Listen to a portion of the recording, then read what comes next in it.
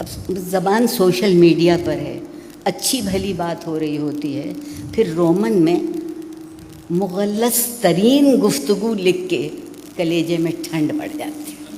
تو اردو اور پنجابی گالی دینے کے کام آتے ہیں۔ اس کا ہم نے بڑی محنت سے اہتمام کیا ہے۔ میں ایک سوال پوچھتی ہوں، جو بچہ ایک زبان بولنے سے ہتک اور توہین محسوس کرتا ہے وہ زبان کو کیوں سیکھے گا؟ توہین کی زبان، ہتک کی زبان، ذلت کی زبان، وہ چاہے پنجابی ہے، چاہے اردو ہے، چاہے سندھی ہے۔ جیسا وسعت اللہ خان صاحب نے کہا کہ ہم نے لارڈ ماؤنٹ بیٹن کے لفظ سچے کر دیے۔ وہ کہہ کے گئے تھے کہ I am living brown bodies with white souls. ریاست مدینہ بنتے بنتے وہ وائٹ سولز بھی بلیک ہوئی، اب وہاں سے بھی کوئی روشنی نہیں آتی۔ بڑی خوبصورتی کی بات ہے کہ ہم سوچیں کہ اردو بڑھ رہی ہے۔ ہم جتنی دیر سے گفتگو کر رہے ہیں اس میں ہر کسی کو اردو کوشش سے بولنا پڑ رہی ہے۔ جس زبان کے بولنے میں احساس کی بجائے محنت لگتی ہو،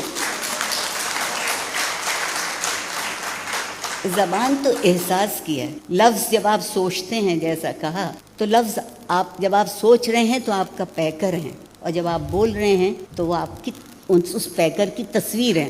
ہم وہاں تک پہنچنے ہی نہیں دیتے۔ فوراً ایک سجی سجائی دوسری زبان میں خوبصورت چیز ہمارے سامنے آ کے کھڑی ہوتی ہے۔ ایک زبان کا ہمیں اس لیے بھی بہت شوق ہوا کہ ہمیں فیئر اینڈ لیولی کا سنڈروم ہے۔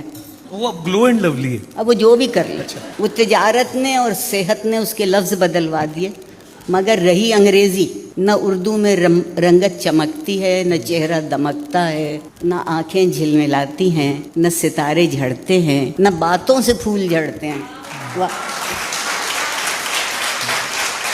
بات ساری یہ ہے کہ زبیدہ مصطفیٰ اور عارفہ سیدہ دو لوگ دیوانے ہو گئے یہ کہتے ہوئے کہ ان بچوں کی ابتدائی تعلیم، میں اسے ماحول کی زبان کہتی ہوں، علاقہ ہے، کوئی لہجہ ہے، کوئی اس کے ماحول میں دیجئے۔ جب اس کا ایک دفعہ یہ تصور واضح ہو جائے گا کہ بلی کیا ہوتی ہے، تو پھر آپ اس بلی کے لیے جو لفظ چاہیے گا چپکا دیجئے گا، وہ آسانی سے سیکھ لے گا۔ ہمارے زمانے کی سیاست کو راس آتا ہے کہ ہمارا تصور واضح نہ ہو۔ جتنا غیر واضح تصور ہوگا اتنی ہی مرید اور تابع دار عوام الخناس بات سمجھ میں نہ آئے، آنے نہ پائے۔ صحیح۔